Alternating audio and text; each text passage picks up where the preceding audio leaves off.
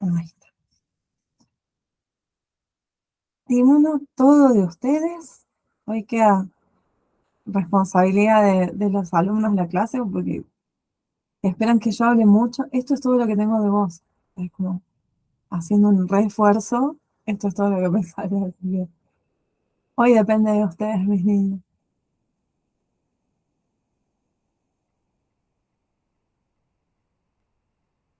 Espera.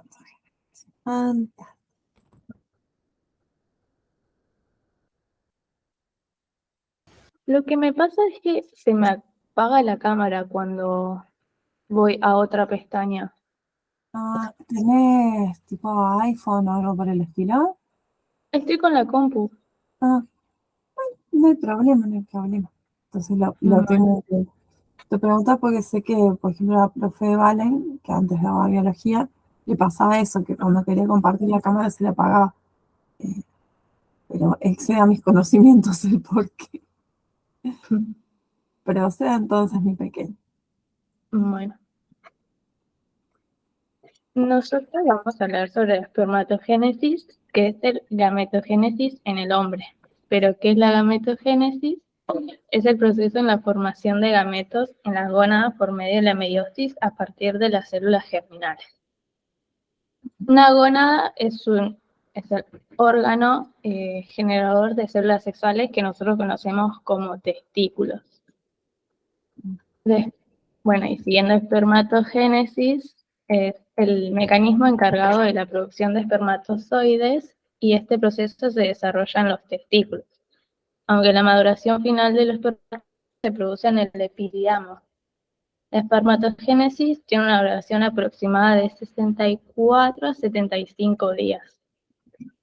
Después tenemos la espermatogonia, que es la célula duplica el ADN y descansa en la zona basal. Y origina un espermatocito tipo 1 primario que tiene 46 cromosomas.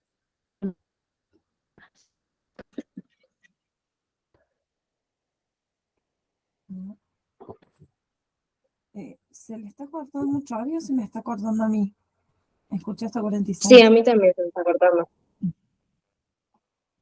Ay, capaz manda mal el wifi Después porque hay sigue viento. la fase meiótica. Ay, ok. Ahí te Bueno, sí. escucho bien. Hasta 46 cromosomas se iba escuchando. 46 Ahí cromosomas ya. con 2 cromatidas hermanas. Bien.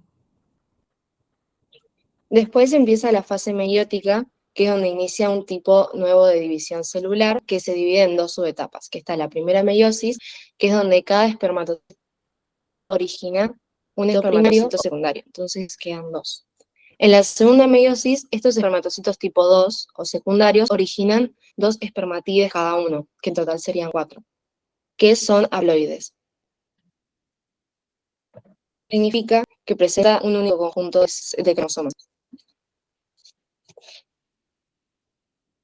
Excelente.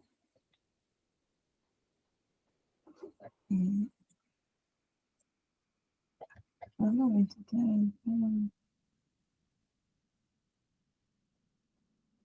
qué buenas imágenes, Ahí ¿no?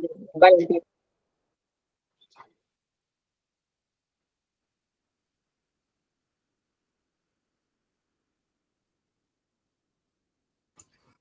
¿Qué pasó? Se me trabó todo justo, me desaparecieron las cámaras.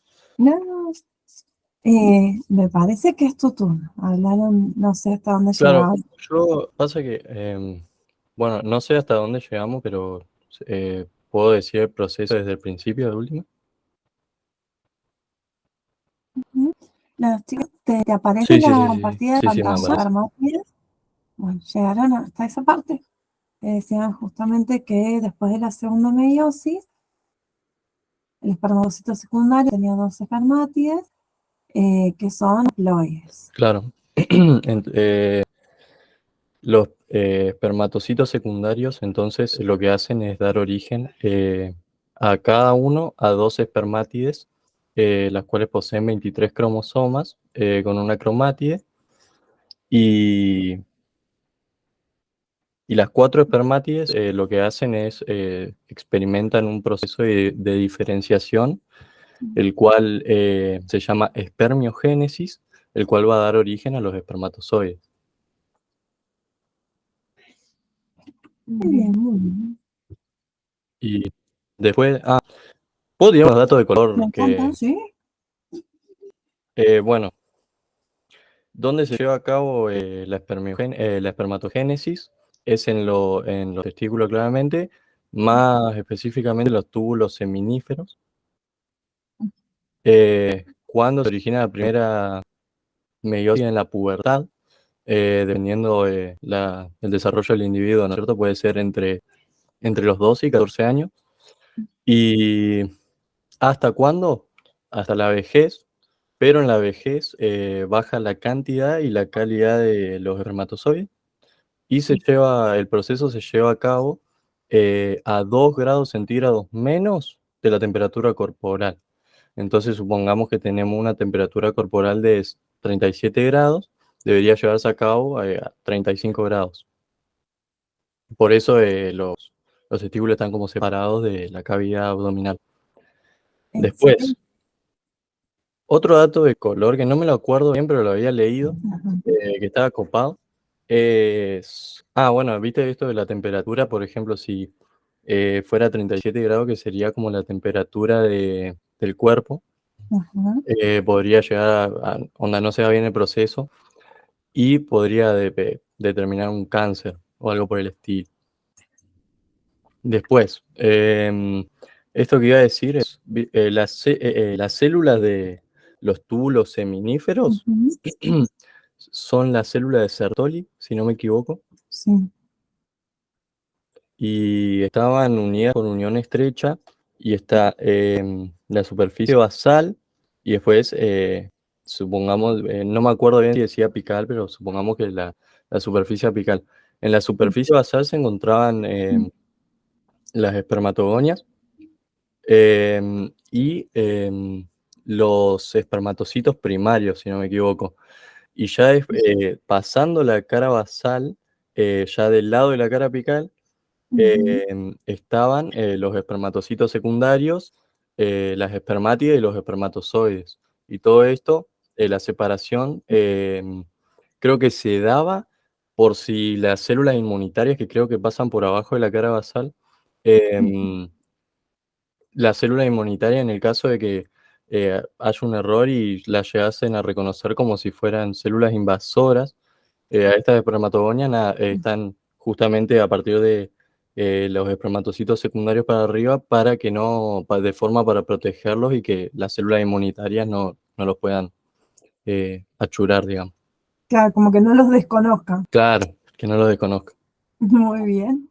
Muy bien, che. Y muy linda la presentación. Después, si me la quieren mandar, eh, han elegido muy lindas imágenes. Muy bien, mis amores. Tanto te han abandonado de tal forma que podés hacer una denuncia de abandono de persona, vos. Profe, Igual.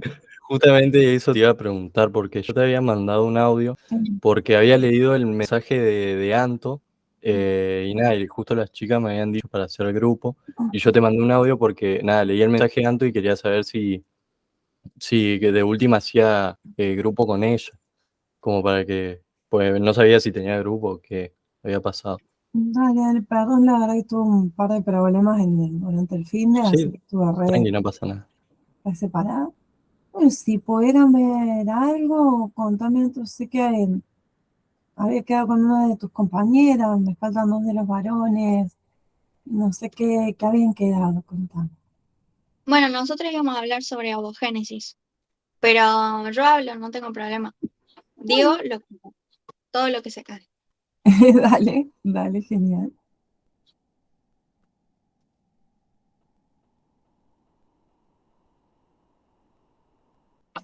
Voy a presentar pantalla. Dale, perfecto.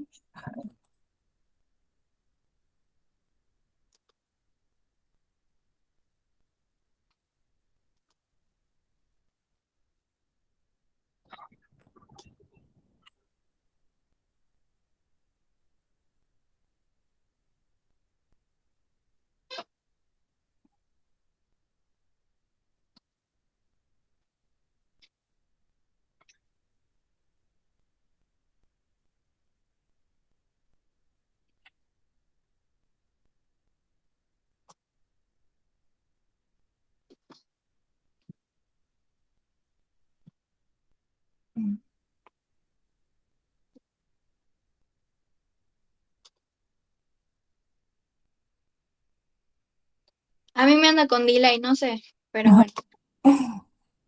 No hay Bueno, problema. Acá. acá tenemos nuestro famoso reproductor femenino, que sabemos que tiene varias funciones, como eh, crear un nuevo embrión, crear nuestras hormonas sexuales y el óvulo. Ujú. Pero si nosotros nos ponemos a ver específicamente y a hablar sobre óvulos, vamos a estar hablando sobre la meiosis, ¿no? Que está todo relacionado, meiosis, ovogonias, también nuestro sistema reproductor femenino relacionado con la menstruación y el ciclo ovárico y la Bien. fecundación. Todos estos temas no los voy a desarrollar continuamente, pero sí voy a desarrollar específicamente lo que es la meiosis en esta parte. Perfecto. Bueno, primeramente nosotros vemos que acá tenemos una célula llamada ovogonia, Ajá. en donde tiene dos genes, es decir, que es diploide, Sí. y podemos ver que después se duplica el ADN, formando nuestro primer ovocito, el ovocito primario, Bien. con dos N y con cromatías hermanas. Acá surge Ujú. nuestra primera meiosis formando un ovocito secundario y nuestro primer cuerpo polar, que nuestra primera meiosis surge en la ovulación de la mujer. Bien. Bueno, después en el ovocito secundario, con las cromátides, que ya tiene carga haploide, ya no es más diploide, Ajá. forma con la meiosis 2 tres cuerpos polares y el óvulo. Bien. Como vemos acá también tiene haploide, ya no es más diploide, porque si vemos acá era diploide, teníamos la carga con 46 cromosomas y ahora tenemos 23 cromosomas formando el óvulo. El óvulo ya sabemos de por sí que es una célula germinal que tiene 23 cromosomas. Ujú. Em, la clave de referencia que a mí me volvió loca porque no entendía muy bien, tenía que entender qué es lo que era diploide, qué es lo que era haploide. Ujú. Bueno, y lo de la 4C, 2C, bueno.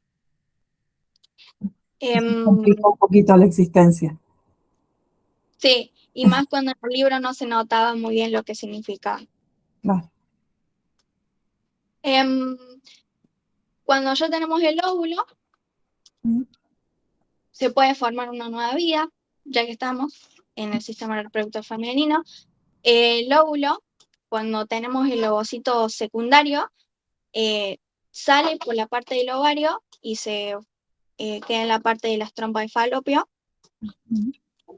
Por acá se introducen los espermatozoides, que algunos quedan en el útero, por el ácido del útero, y algunos viajan, de todos los que hay, viajan hacia las trompas de falopio, en donde se unen con el óvulo Ujú. para poder formar una nueva vida.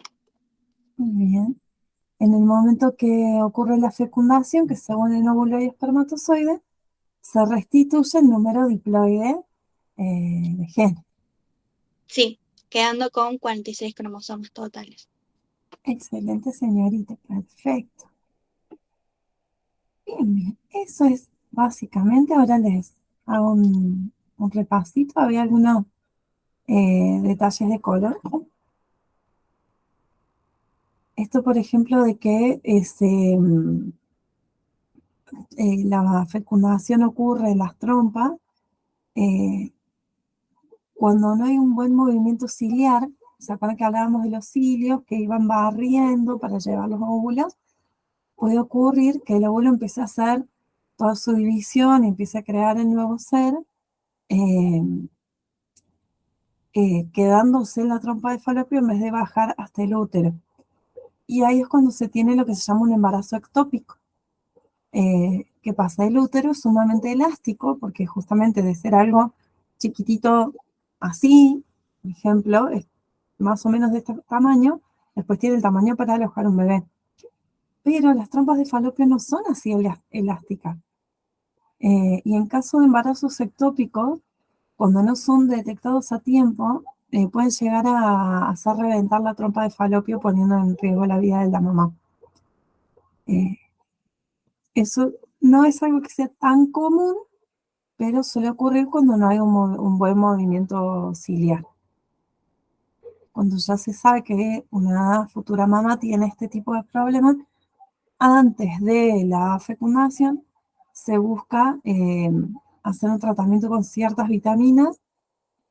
No les quiero mentir, creo que era la E, pero no estoy 100% segura porque sé que tiene vitaminas en otras cosas, para ayudar a fortalecer el movimiento ciliar y después buscar la concepción para no poner en riesgo la vida de la futura mamá.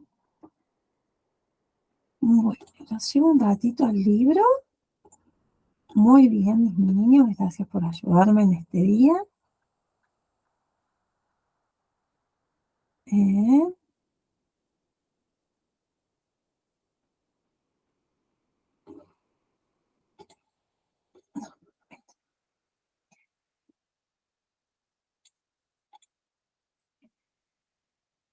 Esto con respecto a la ovulación, cuando nos dice que la profase 1 comienza en el periodo fetal y se detienen diplonemos entre el octavo y noveno mes de vida intrauterino prenatal, ha sido en algún momento pregunta en el examen en qué fase se detenía, digamos, eh, la meiosis del óvulo, cuando seguía. Luego del nacimiento, el ovocito tipo 1 retoma la primera meiosis con cada ciclo ovárico. Obviamente la mujer postpuberal, o sea, cuando ya tuvo su primer periodo, el primer periodo se le llama menarca. Y bueno, durante cada ovulación va a terminar de madurar un ovocito. Bueno, dice la primera meiosis del ovocito primario está detenida entre los 12 y alrededor de los 50. Acá se acuerdan que teníamos que el crossover, que la separación, bueno, algunas cosas pueden mal ir sal y que haya falta de disyunción durante la meiosis. Si por ejemplo es un error en la separación de los cromosomas homólogos en la anafase 1 de la primera meiosis, o de las cromátidas hermanas mixtas en la anafase 2. O sea que en ambas anafases puede haber un problema con la disyunción. Esto puede afectar o a cromosomas autosómicos o a los sexuales, alguno u otro. La no disyunción de la no disyunción genera gametos anormales. Y si no se separan bien, voy a tener una que tenga un cromosoma de más y una que tenga uno de menos. En vez de ir 23-23, van a ir 22-24. Al ser fecundados por un gameto normal, originan un cigoto con un cromosoma de más o con uno de menos. Esto no siempre va a ser compatible con la vida. Cuando ocurre durante la anafase 1, si los homólogos ambivalentes no se separan, ambos irán a una célula hija que tendrá 24. Eso, obvio. Cada uno con dos cromatías. La otra va a tener 22. Eso ya lo dijo, señor, ¿para qué me lo repite? En la segunda meiosis, la primera célula originará dos gametos con 24 y otros dos con 22. En la serie tenemos el par sexual XX, divide y en vez de ir uno y uno, este va a tener los dos X y este no va a tener ninguno. Si esto ocurre durante la anafase 2, ambas irán a uno de los gametos que tendrá 24 y el otro tendrá solo 22. Acá se separa bien y en la segunda parte este queda bien, pero este queda uno con 24 y el otro sin él.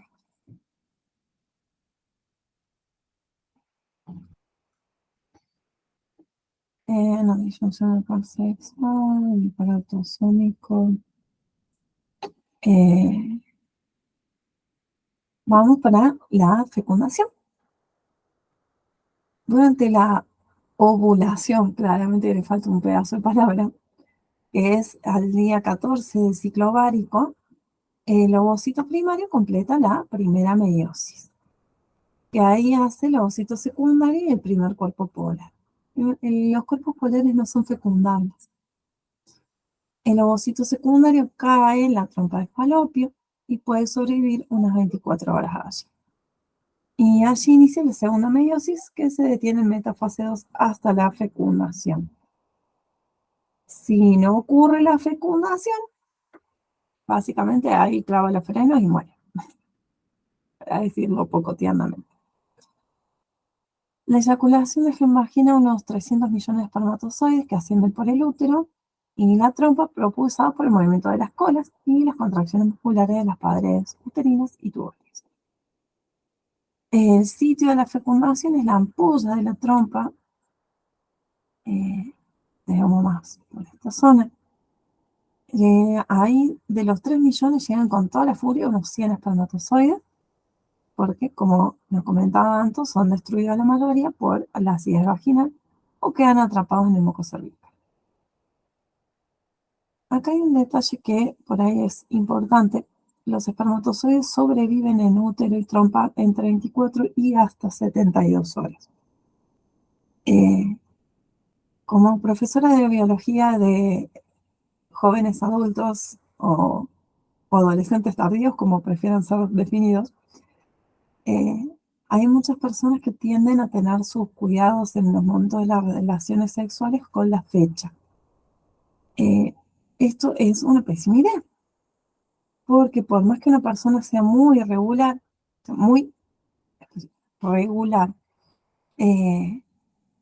puede cualquier pico de estrés, una comida que te cayó mal o lo que sea, adelantar o atrasar un par de días la ovulación, o sea, no unos días antes o unos días después. Además, podemos tener los espermatozoides viviendo hasta 72 horas adentro del útero o de las trompas. Por ende, cualquiera de esas cuentas puede salir mal. En el momento de la ovulación, hormonalmente la mujer está más dispuesta a tener relaciones y el hombre en general la ve más atractiva, porque es básicamente toda la naturaleza con millones de años de evolución diciéndote, este es tu momento de reproducirte. Así que, si son de tener relaciones, por favor, usen siempre un preservativo y nada, andarse cuidando con las fechas, porque es mucho más riesgoso de lo que parece, sobre todo porque las macanas no las mandamos cuando nuestras hormonas quieren que nos mandemos macanas. Así que, ojis, siempre tengan en cuenta eso, porque decir, no, pero yo tenía que ovular mañana. Sí, pero tuviste relaciones ayer, el espermatozoide vivió y hay sobrino de antes que uno lo esté esperando. El espermatozoide se va a adherir al ovocito secundario y se pone en marcha el proceso de fecundación para formar la célula huevo o cigoto. Esto se logra cuando el ovocito secundario, durante la fecundación, completa la segunda meiosis y origina el óvulo y el segundo cuerpo. La célula huevo se transporta al útero, como les comentaba, por movimientos ciliares, contracciones tubarias, y ahí se lleva a cabo la implantación.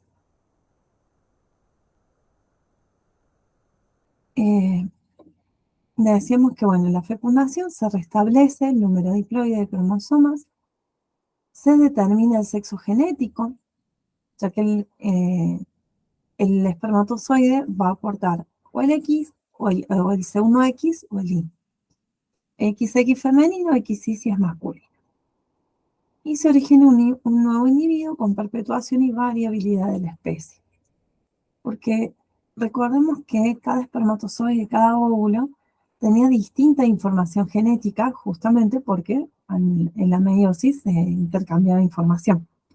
Por eso habla de la variabilidad.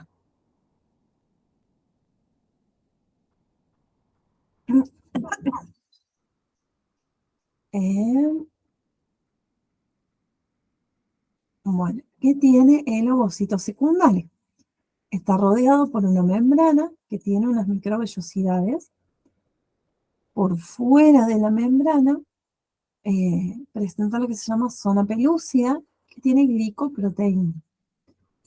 Recuerden, glicoproteínas eran proteínas unidas a hidratos de carbono. Estas tienen estos nombres, ZP1, ZP2 y ZP3, que regulan el acceso del espermatozoide. Y por fuera de la zona pelúcida se encuentra la corona radiada, que son todas células muy chiquititas y están unidas por ácido hialurónico. En el citoplasma del ovocito secundario tenemos gránulos corticales, que son vesículas con enzimas hidrolíticas. No sé si sabían que el óvulo humano es la única célula que se puede ver a simple vista. Es muy, muy grande. No es que uno va a decir, ah, mira, ahí hay un óvulo. No, no es cierto. Pero es como si ustedes agarraran un portamina y apenas lo apoyan en una hoja y ese puntito chiquitito que queda tiene el tamaño del óvulo. Es la única célula así que es tan grande que se puede llegar a ver a simple vista. Está todo de color, ¿no es cierto? Pero bueno, es algo que yo me quedé como, wow, con razón es tan importante. Con todo lo que tiene que tener, claramente que no puede ser algo tan chiquitito como una célula de la piel. Bueno, acá tenemos el citoplasma, acá está el núcleo, citoplasma, la membrana pelúcida, o sea, la membrana plasmática, la membrana pelúcida, luego la corona radiada. Ese chiquitín que se ve ahí es el primer cuerpo polar. Le quedó ahí pegadito. El espermatozoide, bueno, sabemos 23 cromosomas simples, uno N, uno C, cabeza, cuello y cola. En la cabeza del espermatozoide está el núcleo y una vesícula que se llama acrosoma. El acrosoma tiene una membrana externa y otra interna. La externa está próxima a la membrana plasmática y la interna está más próxima al núcleo. Y tiene dos enzimas que son hialuronidasa y acrósida. Claramente la hialuronidasa me va a romper el ácido hialurónico con el que está unido la corona radiada. Estas enzimas le permiten al espermatozoide atravesar las envolturas del ovocito, la corona radiada, la membrana pelúcida. Bueno, me parece que se viene un tormentón acá.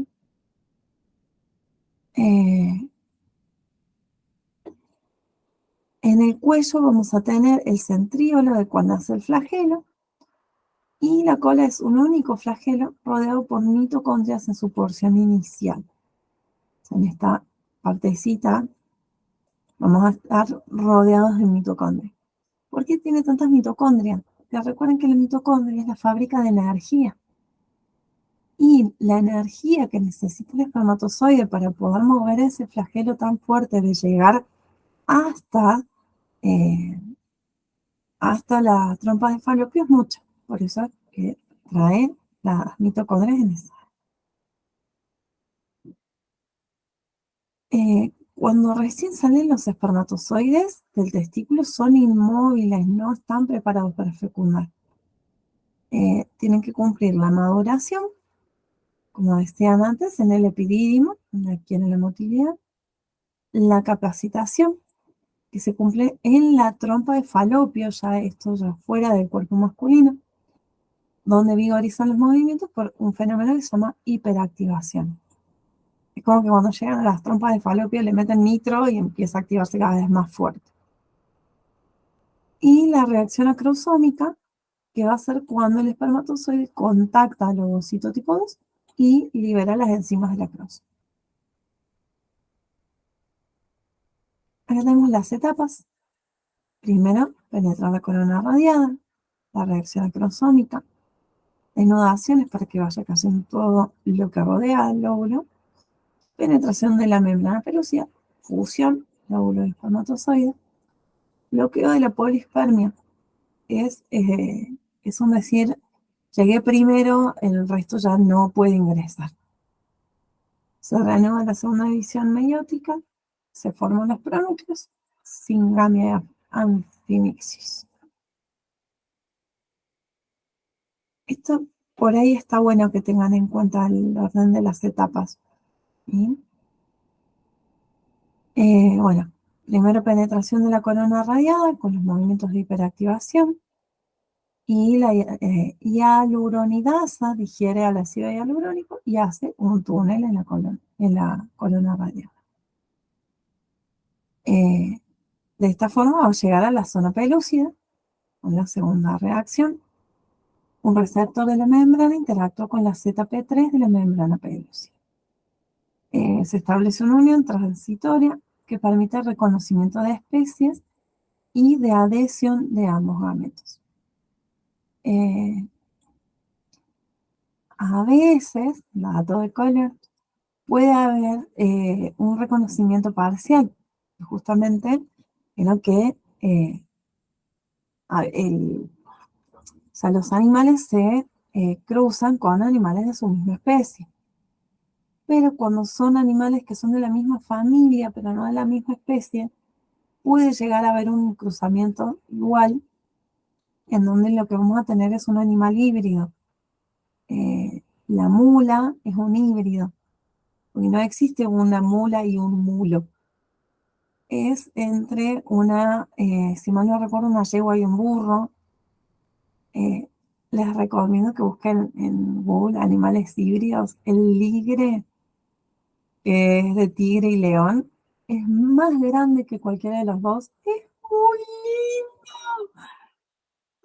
Hay muchos ligres que se han dado más que nada en animales en cautiverio. No es normal en la naturaleza que se dé, pero en animales en cautiverio se han dado así varios. Así que después si encuentro alguna nota se las mando, pero hay animalitos que son muy lindos, pero ¿qué pasa? Al no ser de la misma especie, no todos sus genes se contactan, porque tienen distintas cantidades de genes. Y la mayoría de estos animales híbridos son estériles. Para ser un animal definido como animal que tiene una familia, tiene que poder dejar descendencia. Entonces quedan como ahí en un blanco legal de cómo llamarlo, pero no pueden dejar descendencia. La mula es estéril y tengo entendido que la mayoría de los ligres también. ¿Por qué? Porque por más que permita, digamos, esta fecundación, hay alguna parte que no pega como corresponde. La unión desencadena la reacción acrosómica, que es donde se fusiona la membrana plasmática y la externa del acrosoma. Generan poros y salen las enzimas, la hialuronidasa y la acrosis. Cuando se liberaron estas enzimas va a ocurrir lo que se llama la desnudación, que se destruye toda la corona radiada con la hialuronidasa. Luego tenemos la penetración de la membrana pelúcida. Una vez que se terminó la reacción acrosómica en la cabeza del espermatozoide, desaparece la membrana plasmática y la membrana externa del acrosoma. Y la membrana acrosómica interna queda expuesta, como que le sacaste todas las capitas de arriba, con un receptor que se llama pH20, que interactúa con la ZP2 de la membrana pelúcida.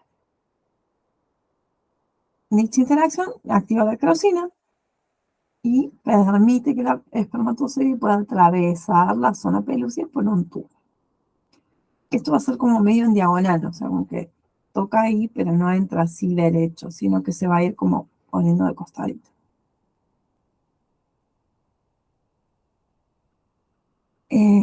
Bueno, la fusión, cuando la membrana plasmática del espermatozoide del ovocito se fusiona. Esto permite la entrada del contenido del espermatozoide dentro del ovocito. Primero entra en la parte posterior de la cabeza, cuello y cola, y luego la parte anterior. Todo lo que está por fuera, como las mitocondrias, el flagelo, van a ser degradados. mientras que el núcleo y el centríolo sobreviven dentro del ovocito.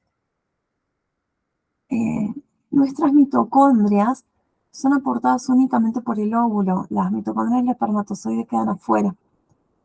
Así que genéticamente nuestras mitocondrias solo fueron aportadas por mamá y no por papá. Genéticamente vamos a ser siempre más de mamá que de papá, porque aportó las mitocondrias que sabemos que tienen un ADN. Luego viene el bloqueo de la polispermia, que el ovocito secundario debe ser fecundado por un solo espermatozoide y debe bloquearse la entrada de los otros, eso es la polispermia. Esto se logra a través de una reacción cortical que implica la exocitosis y las enzimas hidrolíticas. Hidrolizan ZP3 y ZP2 y evitan el acceso de más espermatozoides. Cuando ya ocurre el bloqueo de la polispermia, reanudamos la segunda división meiótica del ovocito tipo 2 y se origina el óvulo. Ahora que ya está fecundado, va a ser la célula huevo y el segundo cuerpo polar que queda ahí como medio pegadito, chiquitito. Dentro de la célula huevo, el núcleo haploide del espermatozoide y el del óvulo comienzan a replicar el ADN. ¿No? Los dos núcleos, el pronúcleo masculino y el pronúcleo femenino. En la singamia, los pronúcleos se fusionan, pierden las cariotecas. O sea, sus membranas nucleares se pierden para poder fusionar los dos pronúcleos, materno y paterno. Y en la anfimixis, los 46 cromosomas duplicados se alinean formando la placa ecuatorial, que sería la metafase de la primera mitosis del cigoto. La anfimixis representa el final de la fecundación. Cuando se termina la fecundación, arranca la división mitótica, que va a ser una segmentación de la célula huevo, el desarrollo embrionario del organismo multicelular. Se termina la anfimixis y ya empezamos con la mitosis para poder empezar a formar el nuevo ser.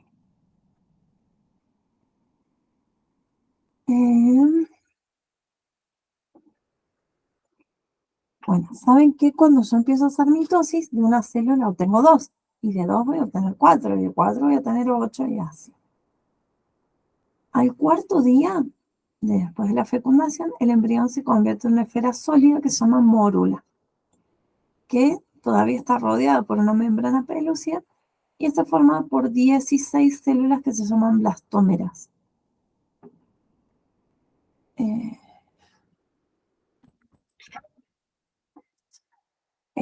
Al quinto día ya desaparece la membrana pelúcida y las células se desplazan dejando una cavidad llamada blastocele. Las células que quedaron más al centro se ubican en un extremo, formando el macizo celular interno, y las de la periferia se empiezan a aplanar y forman el trofoblasto. Y esto queda básicamente como una bolita, una esfera hueca. La esfera hueca se llama blastocito. Y es el blastocito el que se va a implantar en el endometrio utéreo.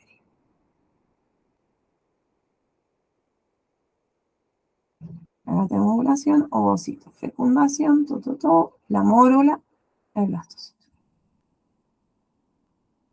Las células totipotentes, que nos dice ahí, son células que todavía no están en la diferenciación. Pueden ser cualquier tipo de célula futura.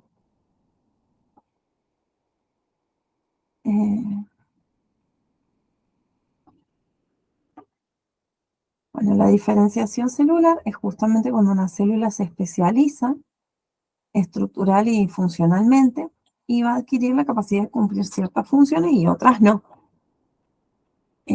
Miren que solemos hablar de por qué mi hígado hace ciertas cosas y por qué mi páncreas hace ciertas cosas y mi dedo no, por la diferenciación celular.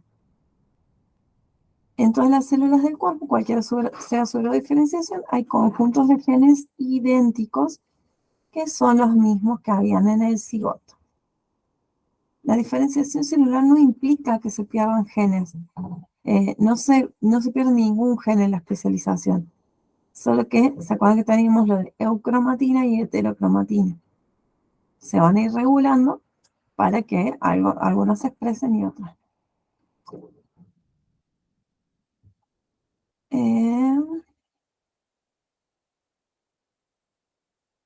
Acá nos dice, por ejemplo, un hepatocito, un fibroblasto, tienen los mismos genes. La diferencia es qué gen se transcribe en uno y qué gen se transcribe en otro. La especialización implica la síntesis de proteínas específicas.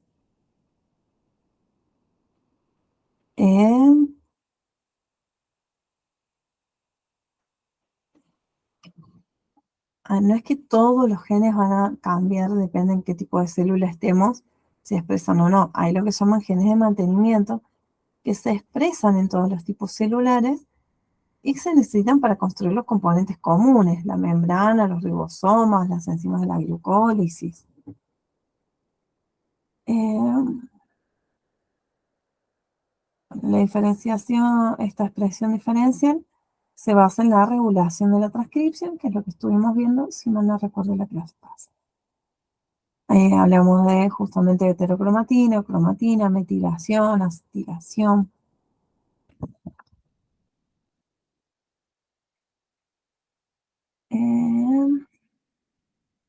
Las primeras 8 células del embrión son totipotenciales y pueden generar un organismo completo como el propio cigoto, que es lo que suele ocurrir cuando hay gemelos idénticos. Los gemelos idénticos vienen de la fecundación de un óvulo con un espermatozoide. Que estas células totipotenciales, perdón, se dividen formando 2 individuos. O hasta 3 cuando hay 3 hermanitos. Cuando hay mellizos, los mellizos son 2 óvulos, o sea, la mujer tuvo una poliovulación que se llama, y ambos óvulos fueron fecundados. Y son como 2 hermanos comunes y corrientes, solo que, bueno, se formaron a la misma vez, pero vienen de 2 óvulos distintos, 2 espermatozoides distintos, pueden ser una nena y un varón, pueden parecerse o pueden que no, y como cualquier hermano y hermano. En los gemelos no son idénticos porque tienen el mismo material genético que se formó en el cigoto.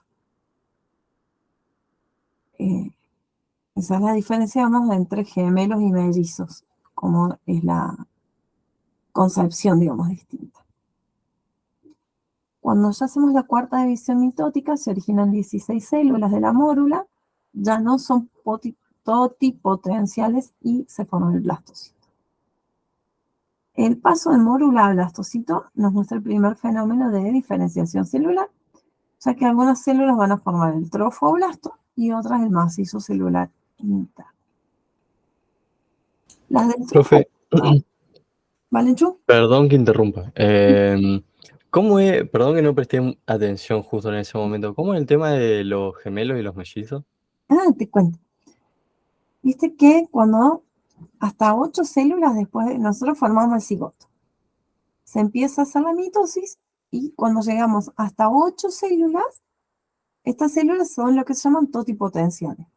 Que si vos las pudieses separar a las 8, podés hacer 8 bebés genéticamente idénticos.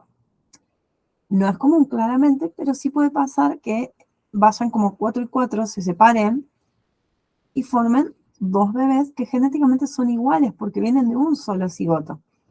Era un óvulo que se fecundó con un espermatozoide y cuando tenía 8 células como que se dividió, quedó medio separadito y formó 2 bebés.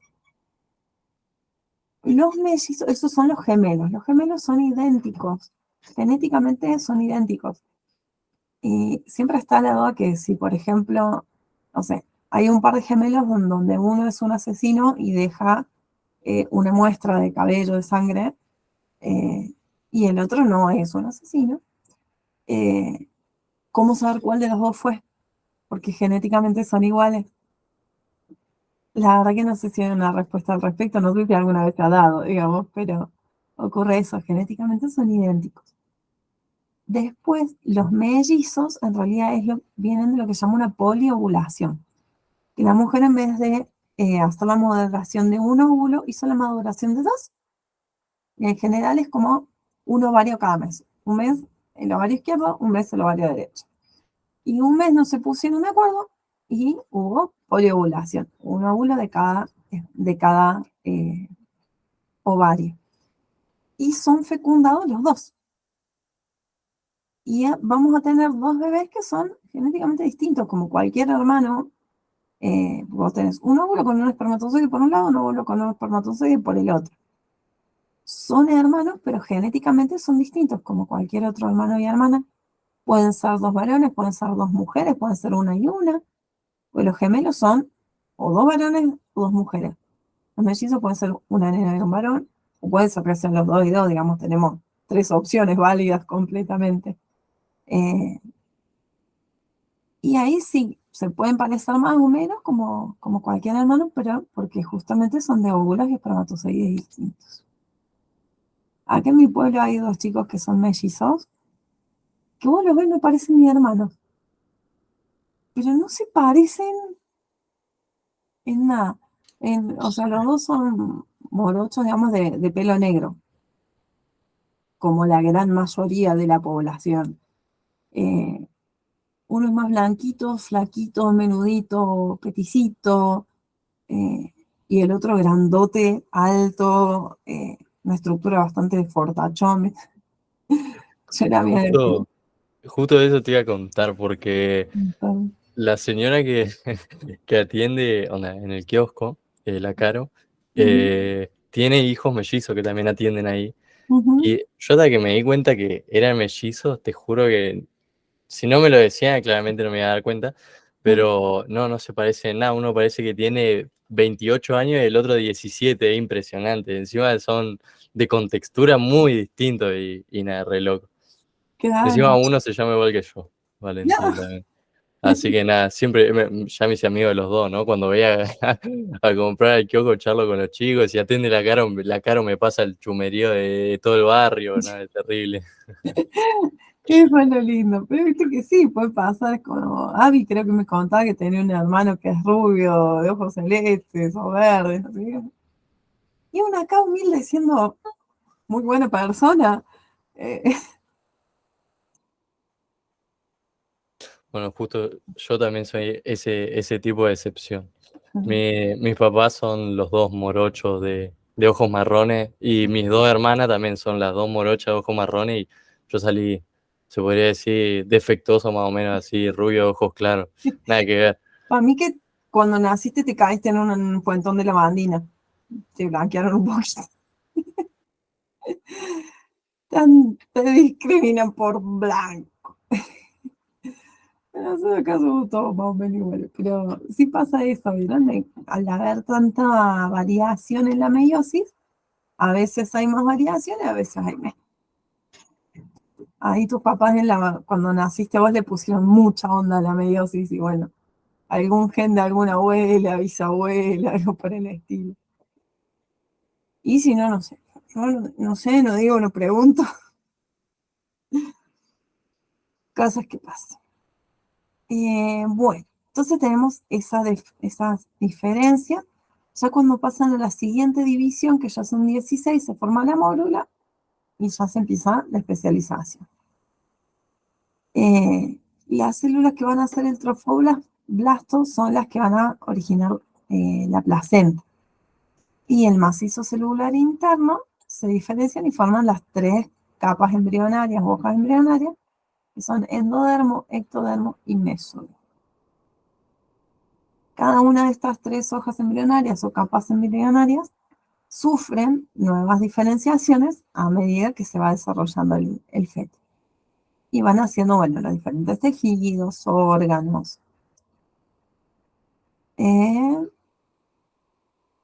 Después del nacimiento, las células de los tejidos que componen un organismo multicelular ya están totalmente diferenciadas. Aunque en la médula ósea siguen habiendo células multipotenciales, que también se las llaman STEM, que pueden originar distintos tipos de células de la sangre.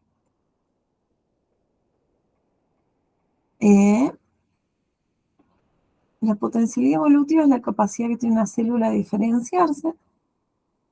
La célula huevo o cigoto, digamos, tiene una potencialidad evolutiva muy alta, porque todavía no tiene ninguna diferenciación.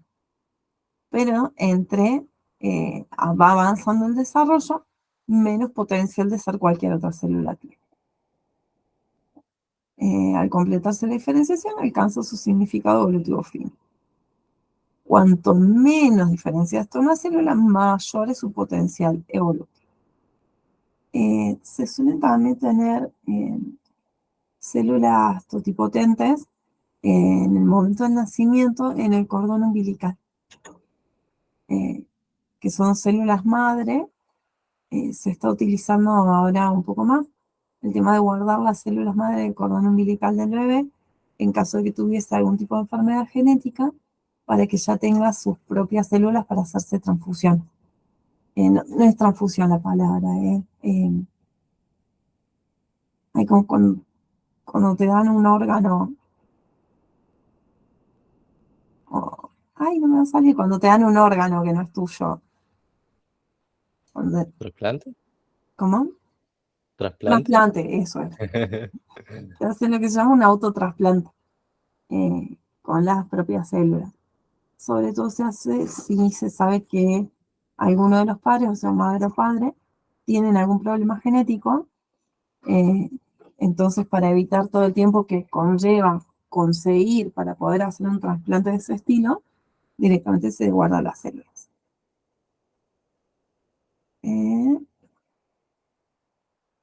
Y acá arranca la ejercitación, mis amores.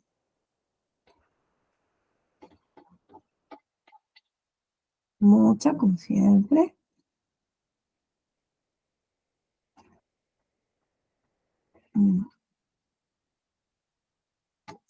La miércoles. No tenía miedo de quedarse corto. 57. 57 preguntas. Bueno, es un montón.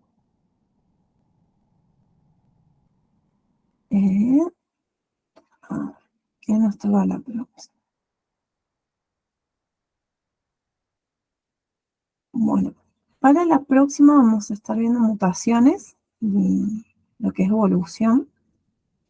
La verdad que nos da el tiempo para arrancar ahora, pero a mí no me da el cuerpo. Perdón. Recuerden que el jueves es feriado, así que esto lo vamos a trabajar el lunes. Vamos a estar hablando mucho de lo que es cromosomas, toda esta parte, digamos, tiene momentos de mitosis y meiosis, así que está bueno que lo tengan repasadito. Y no les voy a dejar tarea esta vez extra de que lo hagan ustedes. La verdad que todo lo que es cariotipo, mutaciones, a mí me fascina. Porque estoy chocha de dársela. Incluso sé que algunas partes sí. Sí, tiene un cachorrito. Ay, me muero. Qué bonito. Sí, lo estoy cuidando hasta que alguien lo adopte. Así que nada, si quieren un perrito. Oh, mi vida, me muero, me da rito. Qué bonito, chulo neguito. Me muero. Yo, la verdad que hay veces que me dan ganas, siempre fui a tener muchos perros en mi casa, pero me estoy encontrando con que mantenerlos bien es caro. Y entre que el gato mío es viejito y necesita un alimento que sea especial. El perro mío que es más delicado que la miércoles, que si no le compro un alimento bueno anda vomitando, como, quiero tener más perros, pero no pueden ser tan delicados, no los puedo mantener. Así, no, en algún momento voy a ser la vieja de los perros y los gatos. Donde más, oh, lindo. Así que bueno, hola, entonces te ha ido el internet.